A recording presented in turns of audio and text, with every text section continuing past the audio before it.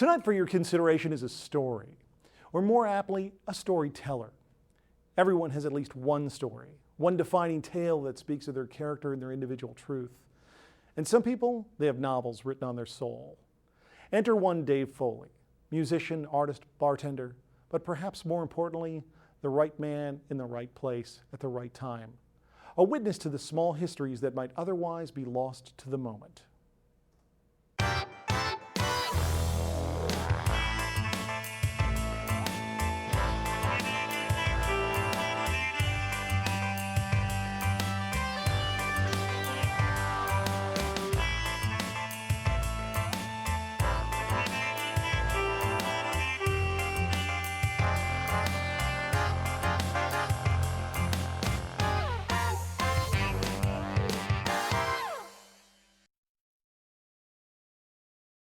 One thing I know about living in Minneapolis is that everyone has a Dave Foley story.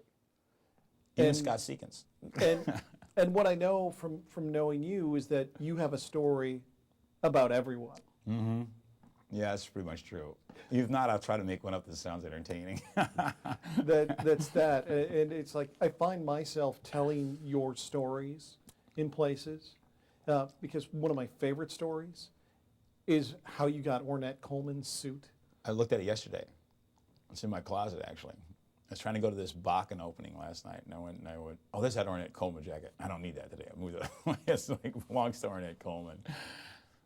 So how did you get Ornette Coleman's jacket? Okay. I used to live in New York City in the 70s, the 80s, and the 90s. I lived there. And so in the 70s, when I was living there, I was hanging at this bar called Finelli's, which is still around, and I use it in ads and things like that.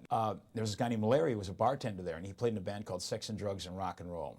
And he ended up dying, but that was later on. He drank himself to death pretty much, and he was really a cool guy. He was one of the head bartenders at Finelli's bar, plus Mr. Finelli worked there. And I'd go there every day and talk to him and have a drink or two. You know, I'd work on these construction crews like sandblasting lofts in Soho and tearing out crap and demo for this one crazy guy who was totally out of his mind that I worked for. So I'm walking down the street, and on that block, right before we got the door, there was this big dumpster in the street. And I went, wow, I gotta check what's the dumpster. And I was gonna walk past, I looked inside, and there was all these sports coats, dresses, and the thing I really missed was the reel of film of Ornette Coleman. I didn't know who it was, right? Who was on the reel of film. So I had all the stuff I had to haul. So I picked up these two sports coats, a red one and a green one. And I went back to the bar, and I had left the film in there, the roll of canister film, because I didn't know who, they were cool looking coats. And I went, wow, and I walked down the street, and I'm looking inside, and it was this girl, and I go, it's Ornette Coleman.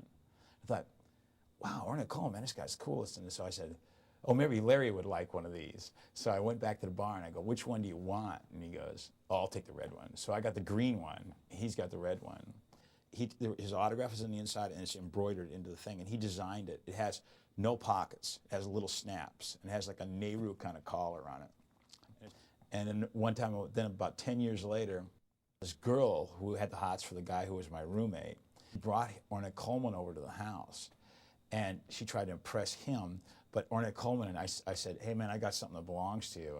And he goes, what? And I pulled it out of my closet, because I carried this around with me wherever I went. It was kind of like a good luck kind of thing. And he goes, yeah, I remember that. When me and my wife broke up, I moved to France or Sweden, and I just ran out of my rent and left all my shit there, and they threw it all in the dumpster.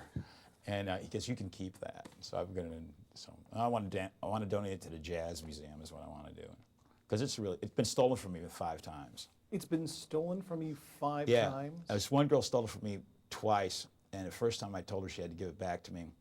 And she's like a music promoter in Minneapolis, and she saw it, and I brought it out to show it to somebody, and she left the party the second time with it, and I went to her house and pulled it out of her closet. See, no, it's funny because after the first time of someone stealing something from you, you'd think you wouldn't talk to them anymore. She's just compelled by PBR or Schlitz or something, you know. Yeah, she's going with the moment. Madness. She's going with the moment. Ornette Coleman madness.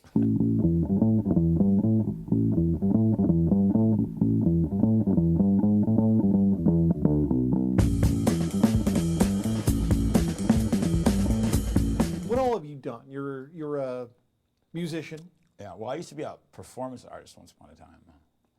And I used to do stuff like Well, I think it started when I was an altar boy, when I was a kid, you know, and I had to like do something to get away from my mom and dad. And so then I thought subconscious, you know, how you do these things in your life that you're not aware of, like how they kind of, like little things come back to haunt you, you know. And I always like these really harsh I always like these kind of critical mass kind of characters. And I went to this art school in San Francisco, and on Sutter Street, and I had this teacher named James Moore, and he was really a very severe, really serious guy. He'd come to work, he was very serious when he came to work to the school. And he walked up to me one day in my class, and there were like all these people painting flowers in his art class, you know, and he was just sick of all these people. And so he goes to me, he saw this painting I was working on, and he goes, you know, if you can't do any better than this, why don't you just get the out of my class? And I went, oh, okay, you know. And so I thought, well, this is where I decide whether I want to still be an artist or not. If I want to make paintings, or do I want to just cop out on how I really feel. I said, well, I got to get this really together. So I just was tortured by this whole thing. So I started doing these weird sculptural things. And so he came to me and he goes, they put me in charge of running the art gallery because I was doing pretty good in the school, you know. And I went to school for free because I talked my way into the school, right? You and they talked your way into going to college. I said, I don't have any money, and they went, well, you can go to school there. And so we used to go to the, it was really cool because it was back, everybody was doing acid in those days and stuff. So this is like 73? It's the end of it's like 1970, right? So then I started making these environmental art pieces on the beach. I got in an art colony and all that crap. Then I came back to Minnesota because it was all getting like blah, blah, blah. But then I was hanging around Minneapolis, and I was starting to make paintings, and then I went, well, you know, the music scene's happening, and I got electric guitar, and I had a big loft downtown Minneapolis because this girl I lived with, I told her I wasn't going to live in this apartment, I was going to get a loft. So her and I went out and looked for lofts, and we moved into the 120 North 4th Street. And way back, and there was nobody living down there. It was like, it was an incredible neighborhood. And so I got this electric guitar, and I was listening to Miles Davis and all this kind of stuff, and I started playing guitar, and I would do these guitar performances, you know. It's got an amp. This guy lent me his guitar and his amp, and so he goes, so I had it for like a year, and I was just playing it all the time. And I was making these art pieces with smashed glass and all this kind of stuff, you know, and have these big, huge parties. And all kinds of bands would play there. And I thought, well, so the Longhorn Bar starts going on and all this kind of stuff. So I started hanging out there, and I went, well, I want to put a band together. And so I thought, well, this would be really cool. I'll dye my hair blonde. I'll talk to Pat Hayes and Larry Hayes and my friend Sonny Robinson and another drummer from Lamont Cranston. So I got Lamont Cranston and this guy, and they backed me up while I read William Burroughs on stage with a white leather jacket and my hair greased back, and I'd read William Burroughs, and I don't know what you'd call it. It was just kind of fun, you know. Sure. So we did this like on Tuesday nights there, and beers were 10 cents, you know. So it was pretty cool.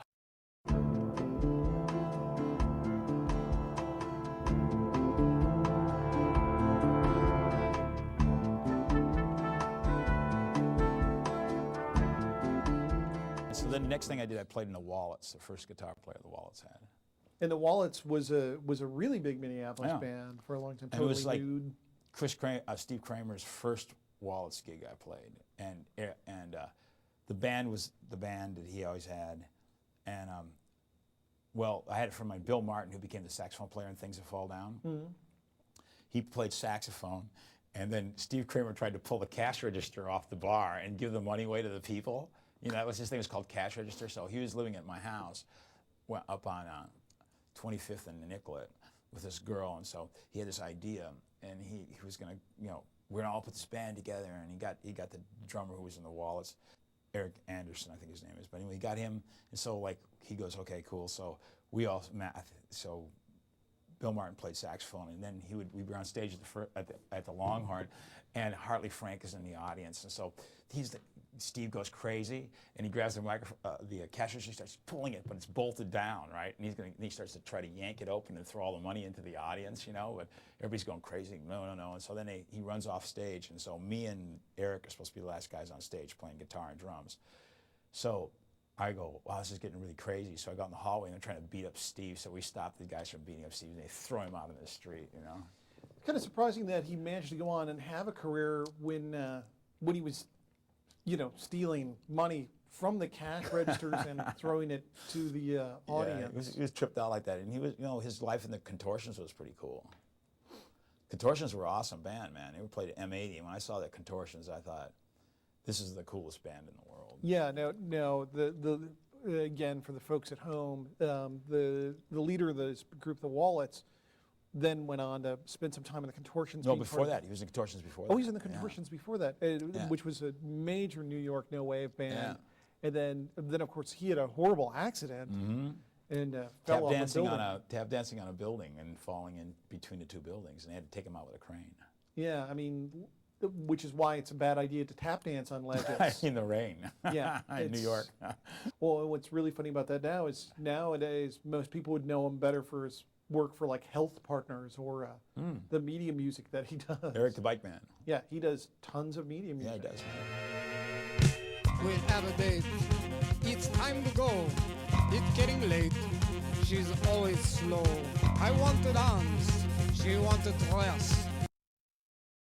So this must have been kind of quite a transition because you moved to San Francisco in 60. Well, it was just hard to live there, man. It was like nobody had any money. So you moved there like in this, basically during the summer of love. I moved there and I beat the draft there. I went there and I was like, my dad had been in Vietnam and all this kind of stuff. So in the 60s when I moved there, the end of the 60s, I went there and I got into this art school and we lived on Haight Street. And so you were right in the thick of it. We lived in Haight and Buena Vista at the very end of right above Divisadero Street. We lived right above it, one block up the hill. This guy and this girl, Yatsik and Patty and I, we went out there. And we lived by this park, Buena Vista Park on Haight Street. And it was just, all around you was the ends of the Haight era, where there were just junkies and speed freaks, and it was really a mess. And but I had to beat the draft. I had to get out of the draft. I mean, it was like I wasn't going to go in this war because my dad had been in a Vietnam prison camp. He had been in a prison camp in Vietnam, and he. Your dad was a POW in Vietnam? Yeah, and he was in World War II and the Korean War too. So I had enough of the military. I wasn't going to go into that. So your dad was career Army or Air Force? Career Air Force then. Yeah. Oh, that's got to be So we hard. lived in Japan and all that kind of junk. But you're growing up and you're in those teenage years and your dad's in a POW camp. My dad found I went to the psychiatrist at the Haight Street Free Clinic. His name was Stuart Loomis, and he said, "Well, you're not going to come here and tell me you're crazy." I go, "No, I'm just going to tell you I don't want to go in the military." He goes, "Oh, okay." So we became friends. And Stuart was this really tall guy who had he was like 56 years old. And he was gay, and he was a really super tall cat, and he was the head of the psych ward of the Haight Street Free Clinic. And he was considered to be one of the big people who got people out of going to the military. And I didn't know this about him when I just walked in there, because it was like, all the conscious objectors to me were phonies, because I knew they didn't give a shit about anybody in the world but themselves, right? And so to me there was all this confusion going on. There was no way to get out of this, and I knew the war was crap and all that, how I felt and stuff. So Stuart goes, so him and I started to become friends. We started hanging around, going to art openings and stuff, and I take him to like these parties and stuff, and he was really cool. He was a great guy, and he wrote this letter for me, and he got me out of the military. He wrote me a letter. This is really cool. I went to the induction center at Oakland, and he told me, well, look, this is what you got to do. And so I dropped some drugs and smoked some pot, and I got on a bus, and I went to Oakland, and I had to be in the induction center at a certain time, right? But I didn't drop enough drugs just to make myself really high. I was just stoned a little bit, right? A little bit of mescaline or something. And so I go over there, and I thought, this is the end. It's going to be like this or never. I'm going to get out or I'm going to stay in, right? So I go over there, and I'm supposed to be in at 7 o'clock. So I'm standing there with my watch, and I'm like, and the woman goes, what are you waiting for? And I go, oh, it's 7 o'clock, and I walk up, And so right from the very beginning, I made myself obnoxious, but not enough to get out. But there was a guy who lit himself on fire when I was there. He had all his clothes were flaming. He had some kind of retardant on his skin so he wouldn't burn up. They had cops out on the street arresting people that were like doing crazy stuff. Guys smeared stuff all over their bodies, and they threw them on the street. And I thought, this is too complicated. It's got to be more simplistic than this. So Stuart told me like what to do. So I wore a jumpsuit, right? Because everyone was wearing jumpsuits. Yeah, I had a jumpsuit, and I had a button that had Uncle Sam wants you, and he had a gun pointed at you, and I had long hair and a black leather jacket and shades on. And they go, so everybody is supposed to take their jackets off and their shirt off, and you have just your underwear, right? So I said, can't do that. And they go, like, why? And so just as they tell you to take your shirt off, like there's big Venetian blinds, right? And there's an office building across, and I know that all the people in the office building are looking to see the guys on. So I yank the Venetian blinds off the wall, and I take my top off, and I got no clothes underneath, and all these guys in their underwear, and all these women are like staring at you from across the. And it's like all got an eye full of all the dudes like standing in line, getting checked out by the. So you were really popular that day at the Army Induction Center. Yeah, so I get to, I make it through. I make it through just enough not to get kicked out, right? And so I go see this. So Stewart goes, you got to demand to see the psychiatrist because they're not going to tell you there's one, but there is one there for you. It's this kind of little room down at the end of the hallway. No one gets a chance. So I go, I want to see the psychiatrist, and the guys who were like, they went, oh, okay. So all of a sudden, all these other yuppie dudes go, I want to see a psychiatrist, So like 6 of us guys there, and I said to this dude, I go, so what are you going to tell this guy? And he goes, well, I'm a conscious objector. And I go, you're going to go in if you tell him that. And he goes, like, what? And I go, you got to be really hardcore about this. This is the end of your life if you go in, because you're going to school at Berkeley to become an architect, or you got this great girlfriend, an apartment paid for by your father. A lot of these guys had money, and so I walked in and I told the guy, I'm just not going in. He goes, what do you mean? And I go, well, these guys out here are going to run off to Canada, but I'm going to jail. And he goes, really? And I go, yeah, I got my bags packed. Here's my phone number. Come and get me. I'll be at my house. And he goes, really? And I go, yeah, I don't give a shit about you or anybody in the world. I'm just going to go to jail. And he goes, and if you put me on a uniform, I'm going to sit on the ground and not you're going to dress me and everything. I'm not going to do nothing. Because I live here and I'm not going to run away. Those guys are going to go to Canada. He goes, that's okay. I'll get those guys, not you. And he signed me off. And he went. And the other guy walked in, told him he was a conscious objector, and he was sent away. Had to go the next day to, or 2 days later, to Vietnam. Wow. And I told the guy, I said, what kind of an idiot are you? I rode back with him to San Francisco. He lost his way. He got confused to get on the bridge. He couldn't get into San Francisco. He got lost. It freaked him out. Everybody got shut down. I told all these guys, and they thought I was kidding them. They thought I was full of shit, and that I was totally wrong. And this is a nutcase guy with long hair, and they were a conscious objector. And I go, you guys don't believe in what you're saying.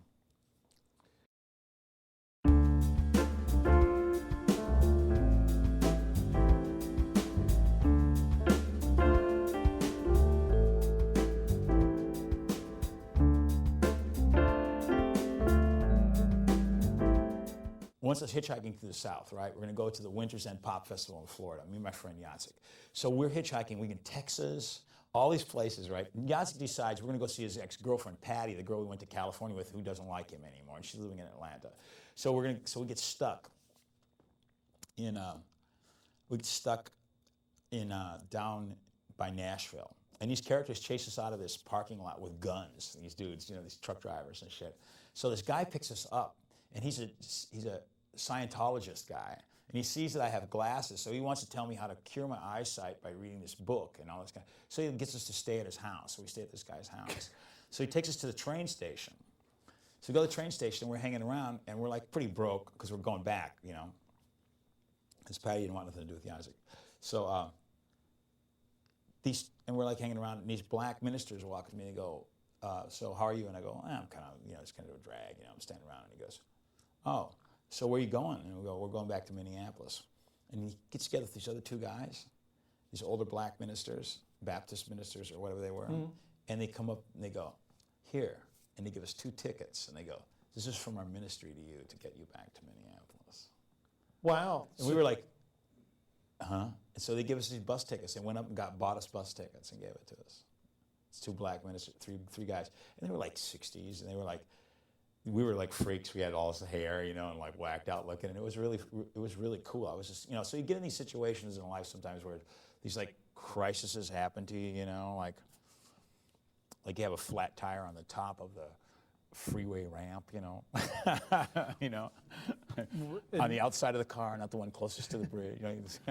Well, and then and the Lord shall provide. I don't know about that, but sometimes you just don't, it kind of, I don't know, do you believe it's going to work out? That's the whole idea, It's going to crumble any minute. The universe always seems to provide for Dave Foley.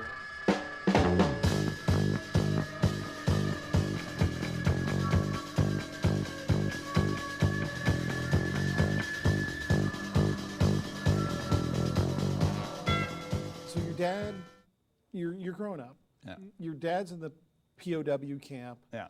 Like, I'm imagining for part of high school. Well, he's only there for like a little while because here's the end of his career.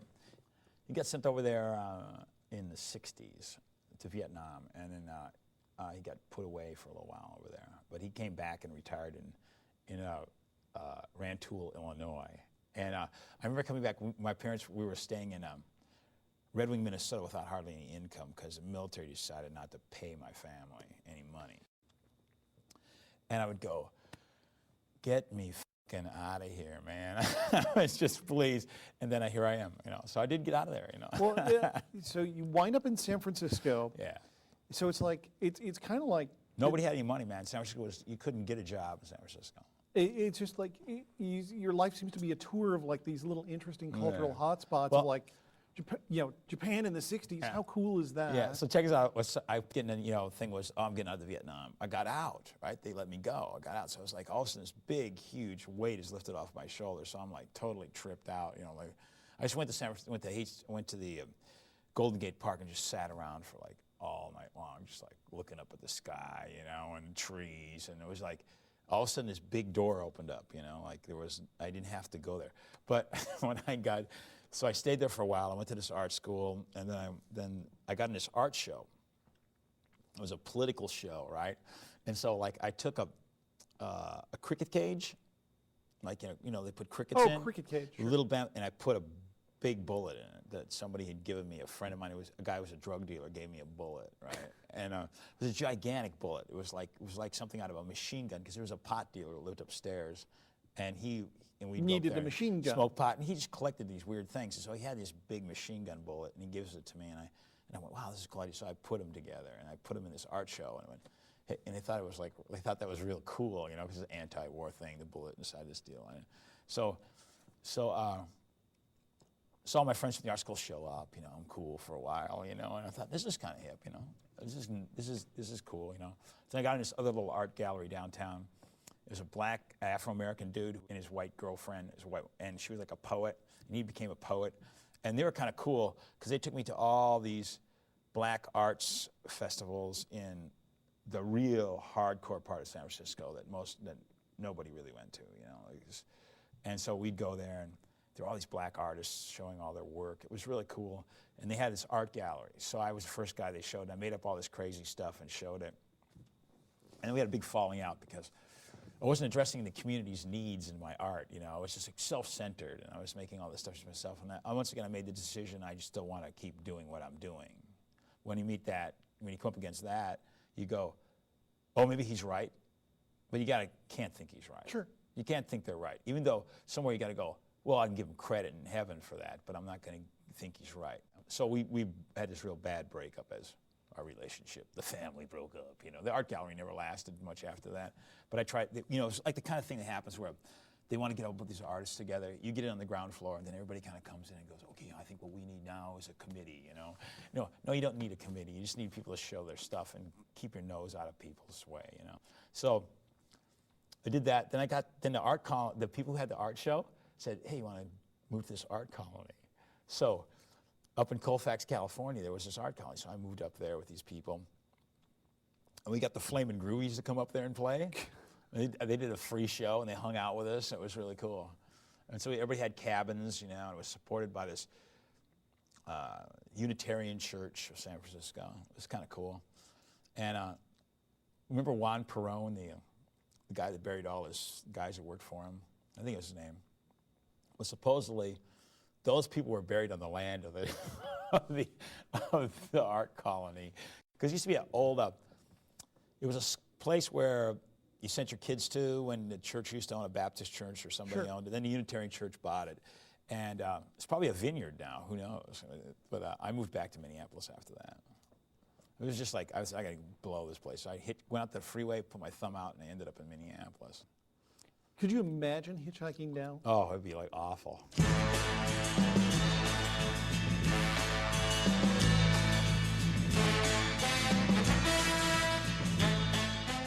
You're not a person I usually think of as with the whole flower power, Haight-Ashbury. But I was really never a hippie. I just did it because I liked it. Sure. I didn't really believe in I wasn't into the hippie philosophy. To me, it was cool to have long hair and dress the way you wanted to wear, and motorcycle jackets and jumpsuits. But my hippie friends weren't into art. They were into making pictures of flowers. That's not necessarily art, you know, or making beaded jewelry. That's not necessarily art. That's just kind of crafts, you know. But I was going to art school, you know, and then none of those people I knew were going to art school, you know. Yeah. I used to go to the Fillmore all the time too.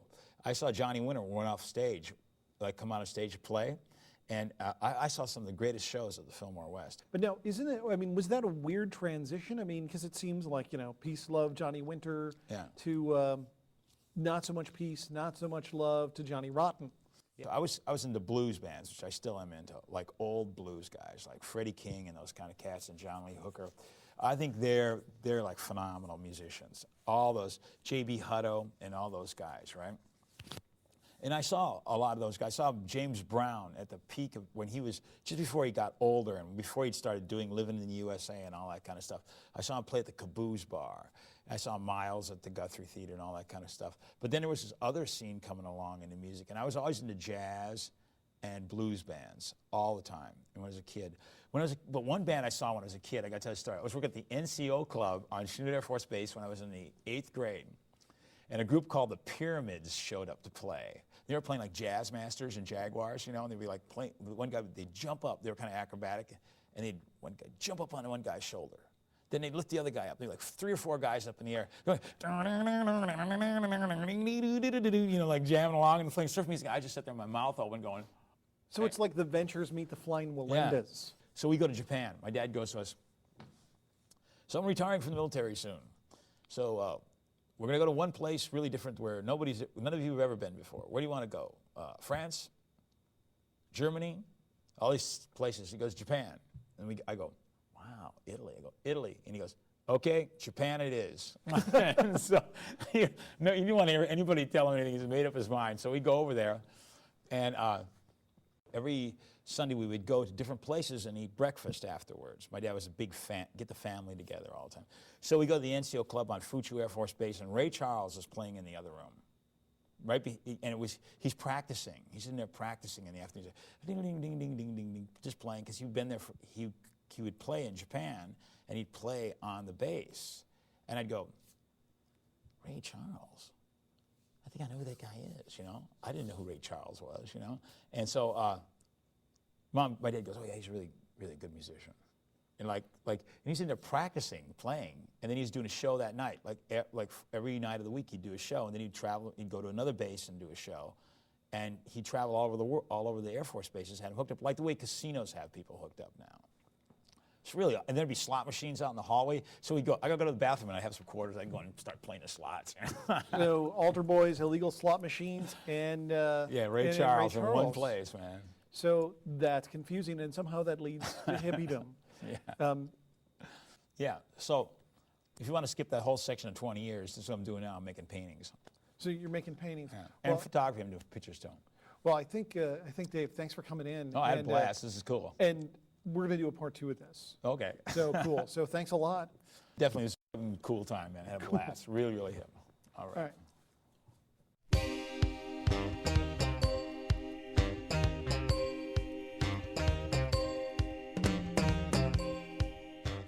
It's human nature to collect stories, tales told from one generation to the next, ones that build on our common mythology, a guide that we can compare ourselves to, regardless of how valid a comparison that it is. It is a question of the journey or the destination, perhaps merely a matter of listening to a tale told and finding our own secrets within it. Good night.